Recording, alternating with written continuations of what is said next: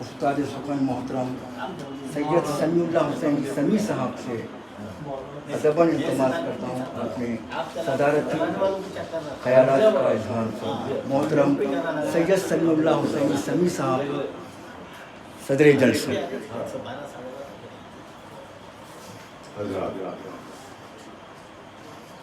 حضرات کی اجازت سے کچھ لکھا ہوں۔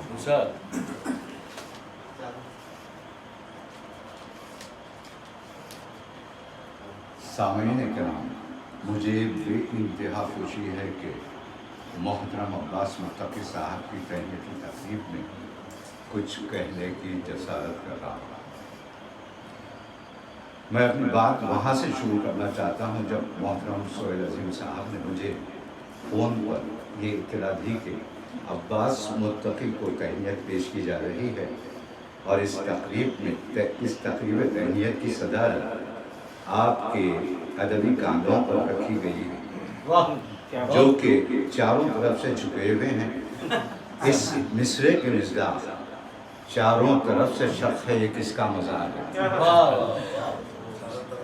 سہیل عظیم نے یہ بھی بتایا کہ ادبی اجلاس کے بعد روایت کے مطابق مشاعرے کا انعقاد عمل میں آئے گا، جس کی صدارت مخدوم ایوارڈ یافتہ محترم ڈاکٹر فاروق شکیل فرمائیں گے۔ حضرات، آپ لوگ اچھی طرح واقف ہیں کہ میں صدارت سے گریز کرتا ہوں، وہ اس لیے کہ میں صدارت کرنے کے قابل ہوں۔ صدارت کرنے کے لیے وہ لوگ بے چین رہتے ہیں، ملاحظہ کیجیے جملے کو، صدارت کرنے کے لیے وہ لوگ بے چین رہتے ہیں جو معروف ہوئے بغیر مشہور ہونا چاہتے ہیں۔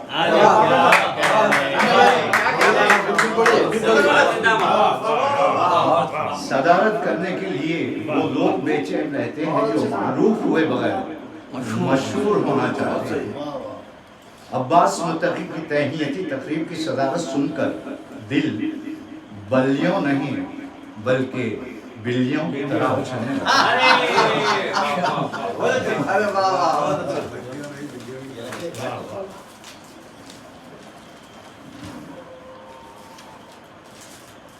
عباس متقی کی تہنیتی تقریب کی صدارت سن کر دل بلیوں نہیں بلکہ بلیوں کی طرح اچھلنے لگا۔ میں نے بغیر سوچے سمجھے حامی بھر لی اور خود کو یہ کہہ کر دلاسا دینے لگا کہ ایک چائے بیچنے والا جاہل ہندوستان کا وزیر اعظم بن سکتا ہے تو کیا میں اس سے گیا گزرا۔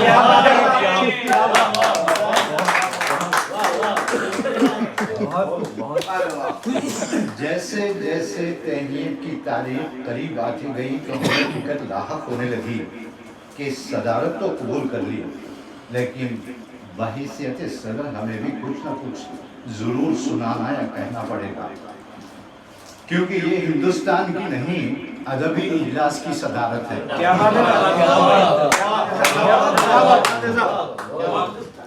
اسی خیال کی پگڈنڈیوں پر چلتے ہوئے ہم نے سوچا کہ عباس متقی پر خاکہ لکھیں۔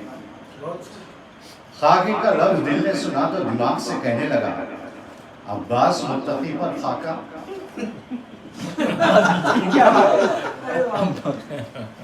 خاکے کا لفظ دل نے سنا تو دماغ سے کہنے لگا عباس متقی پر خاکہ لکھنا خود اپنی خاک کو آگ پانی ہوا سے الگ کرنے کے مترادف ہے۔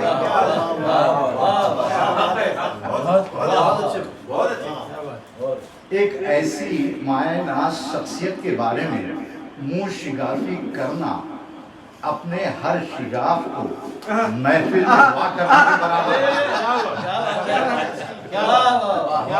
ہے۔ جبکہ برے صغیر ہی نہیں بلکہ ساری دنیا میں جتنی اردو کی انجمنیں ہیں ان سے یہ شخصیت اپنا لوہا ہی نہیں پیتل چاندی سونا سب منگوا چکی ہے۔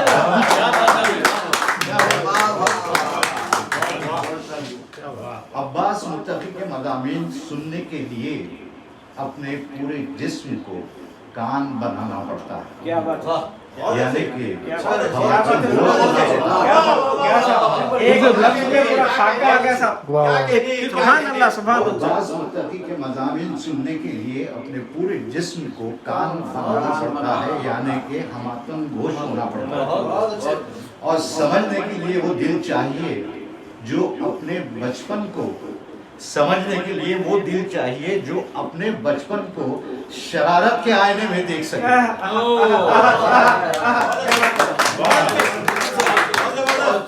और वो दिमाग की जरूरत होती है जो अफलातून और अरस्तु के फलसफे को ना समझते हुए भी समझ लेता है।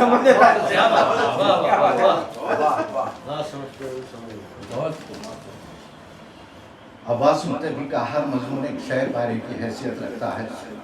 अब्बास मुत्तकी की नस्र इतनी दिल पसीर होती है कि वो नज़्म को भी अपनी गोद में लिए तराकी पे लफ्ज़ी की लोरी देकर सुना देती है। अब्बास मुत्तकी की नस्र इतनी दिल पसीर होती है कि वो नज़्म को भी अपनी गोद में लिए तराकी में लफ्ज़ी की लोरी देकर सुला देती है। जब अब्बास मुत्तकी साहब तलमीहात का इस्तेमाल करते हैं तो सामे या कारी की आंखों में वो मनाजिर बेआइन ही घूमने लगते हैं। इस्तियारों और तलबियात से अब्बास मुत्तकी की उरूस तहरीर रक्स करती नजर आती है। जुमलों की कमानों से तंज के वो तीर निकलते हैं जो दिल के साथ साथ ऐसी जगहों पर पेवस्त हो जाते हैं कि जिसे लोग सुना भी नहीं सकते। पूछने पर बस मुस्कुराकर खामोश हो जाते हैं। मैं आप हजरात का ममनून हूँ कि मेरी लंबी लूली तहरीर को आपने अपनी समाअतों की बेसाखियाँ अता की। एक शेर पे ख़त्म करता हूँ। मुझे तलक है कि मज़मून नामुकम्मल है, मुझे खलक है कि मज़मून नामुकम्मल है, बरस बरस के भी बादल अभी नहीं बरसा।